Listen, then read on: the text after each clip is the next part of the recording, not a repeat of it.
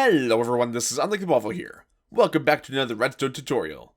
Today I'm going to be showing you 5 different types of useful T flip-flops that you can build in survival Minecraft for a relatively cheap price. So what is a T flip-flop, you may ask?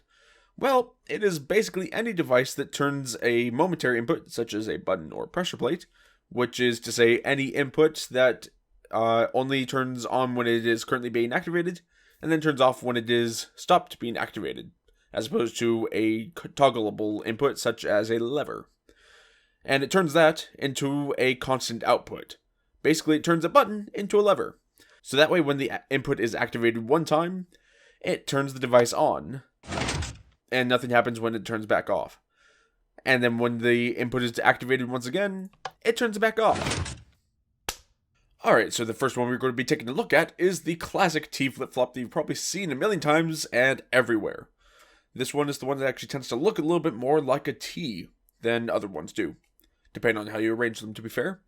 But basically what this does is it takes an input, turns off the torches, which turn off the pistons, and then once that all turns back on, once the input is off, these pistons turn back on, and it switches the block to the other side, as you can see here.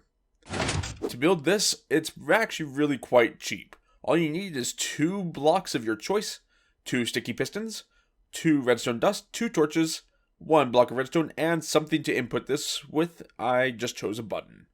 So you just need to build this by placing a sticky piston facing inwards like this, and then 2 next to it we need to place another sticky piston facing in towards that one.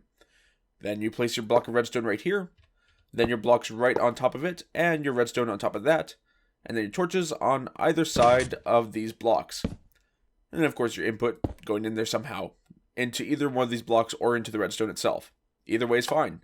But say you don't want this to be so long on the switching of the block, so what you could do to make it on the rising edge of it, meaning on the initial input of the signal, is you just place 2 blocks out from this, redstone torch on this side, and then put your input onto this block instead.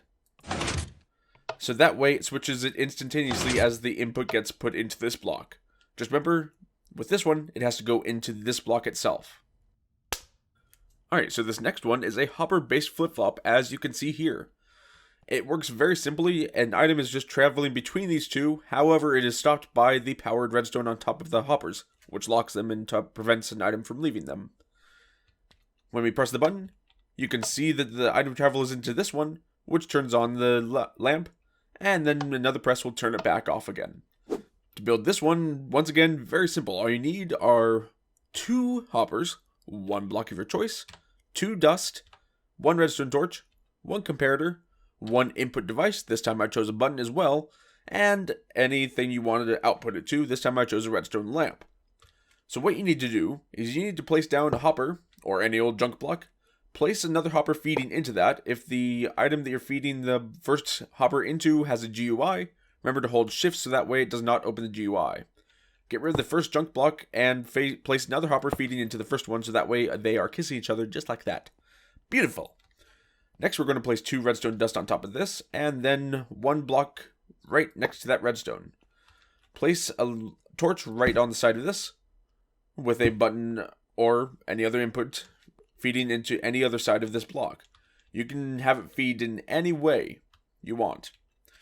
Next we're going to place 1 comparator feeding out from this block, or really it could feed out from this block too. Either way is fine, whatever you want.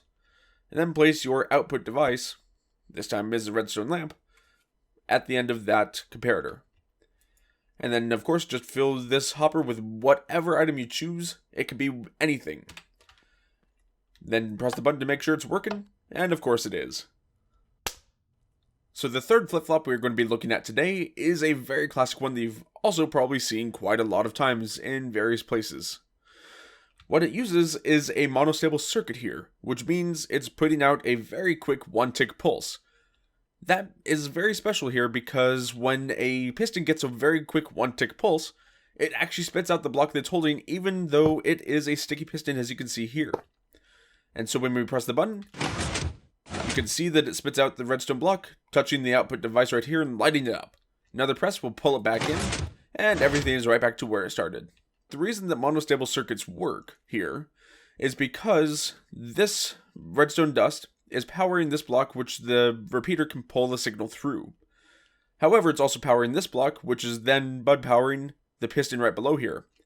Pistons take 1 tick to extend, so that means there is 1 tick of signal going through this block before it gets pushed up and out of the signal range, meaning that it can't pull it past that first tick.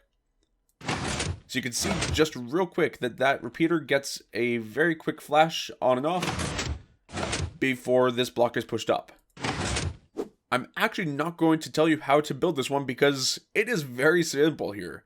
You can see it is just 1 wide, and really you can put anything you want as the input device, like with every other input here, as well as anything outputting here. So just take a screenshot, and that's exactly how you need to build it.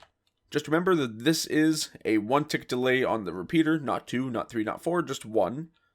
And these 2 pistons here are sticky.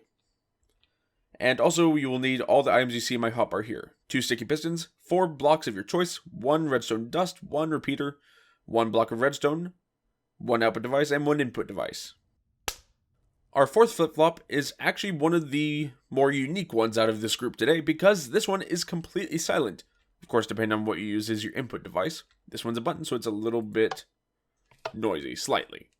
But otherwise, it is very silent because all it is using is repeaters and their locking mechanism for when they're powered by another repeater to the side here.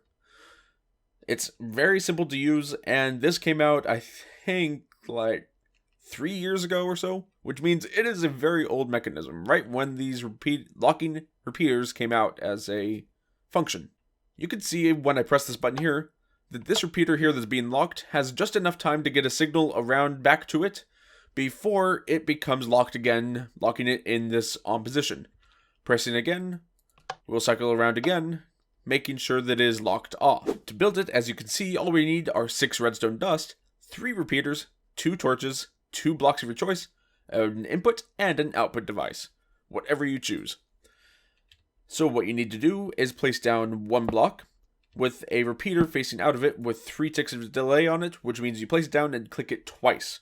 Then you place a redstone torch on the side of it with 3 redstone dust leading back around into the front of this repeater.